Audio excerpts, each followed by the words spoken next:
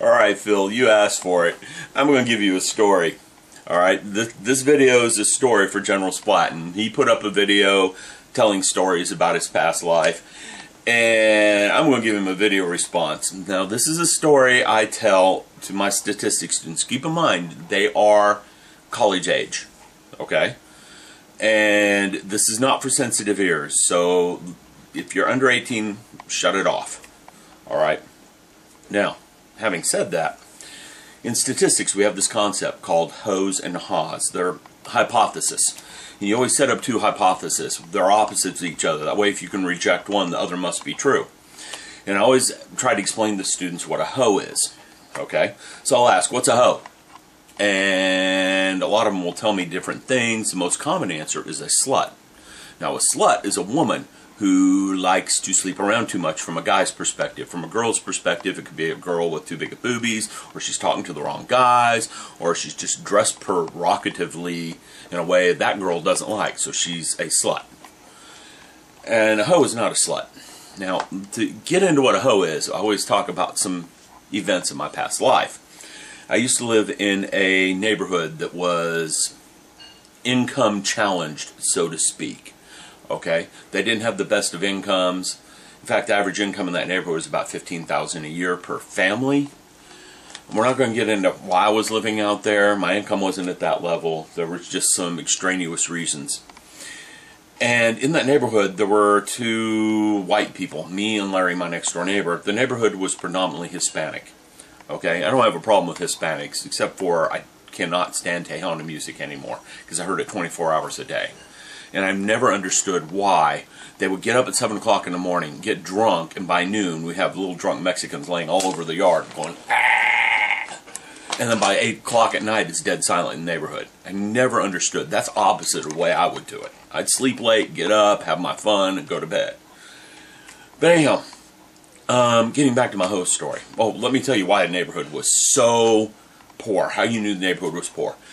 I've got a couple of cats, most of you know this, and when I was moving out, I was carrying a used litter box out to the trash can to dump the litter. And the phone rang, so I set down the litter box, ran inside to answer the phone. When I came back out, there was a pile of cat litter. Someone stole the box. You know, a $3 cat litter box you could buy at Walmart. Someone stole it. Just never really underestimate neighborhoods like that. They'll take anything that's not bolted down. But getting into my story, here's what a hoe is, okay? Larry had a girlfriend, and she was not the best of ladies, let's just put it that way. Larry and his girlfriend and a few others had a habit of knocking on my door to borrow the phone because they knew I had a landline and no one else did.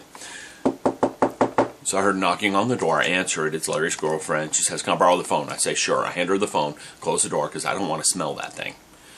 Bathing was an option for her. Let's just say it that way. And about 15 minutes later, she handed me the phone and she said two things. "Do you want to have fun? I keep my pussy clean."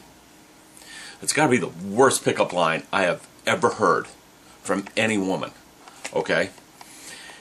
And you know there's something wrong when she has to say, "I keep the meow kitty clean." But I just kind of looked at her with big round eyes and said, "No, thank you." And as I was closing the door, she said, "Don't tell Larry." And I'm thinking in my head, I'm not going to tell Larry. He picked this woman out. He deserves what he's getting. You know, if you can't spot something like that, you got problems.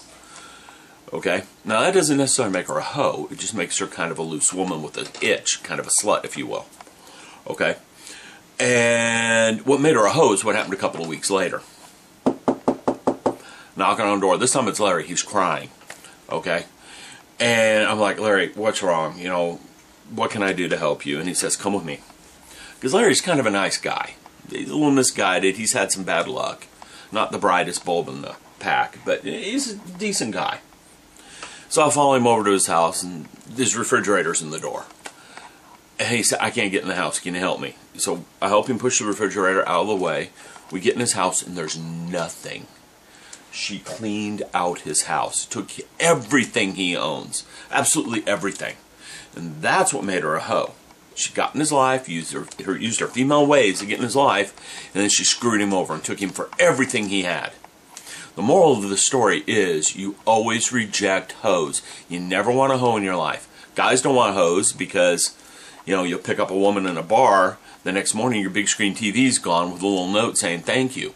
Ladies don't want hoes in their lives because the next day, well, not the next day, you don't want hoes in your lives because the night before you get married, she will sleep with your fiance just because it's a challenge. Okay? These are hoes. They're vile, nasty creatures. They should always be rejected. So if you're ever taking a stat class, remember, always reject hoes. There's my story, Phil. I hope you liked it. Hope my subscribers like it. Have a good one.